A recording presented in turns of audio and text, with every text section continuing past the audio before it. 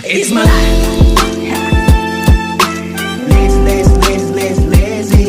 Hello guys! Welcome back to Soy TV!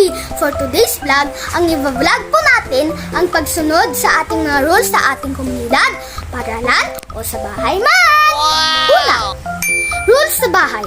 Dahil sa bahay po talaga nag-uumpisa ang lahat at tinuturo ang mga magagandang asal.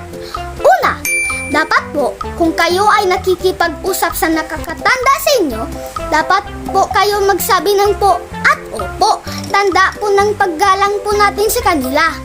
Pangalawa, bago po kayo aalis ng bahay, dapat magpaalam at maghalik po sa ating mga magulang. At kung kayo naman po ay bagong dating sa inyong bahay, ay dapat magmano at maghalik po kayo sa inyong mga magulang. Tanda din po ng pagrespeto natin sa kanila. Pangatlo, kagaya po pong bata, dapat alam po natin ang mga simpleng traffic rules. Kagaya po ng pagtawid sa tamang tawiran o sa pedestrian lane. Sa pedestrian lane lang po tayo dapat tumawid para malayo po sa disgrasya.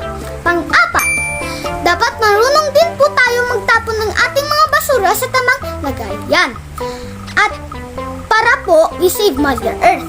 At ang panglima, dapat marunong po tayong sumunod sa mga protocols, lalo na sa social distancing, para maiwasan ang pagkalat ng bakterya sa panahon ng pandemya. Hanggang dito na po at sana mayroon po kayong natutunan sa aking vlog. Thank you for watching. Don't forget to subscribe and hit the bell button. Bye-bye!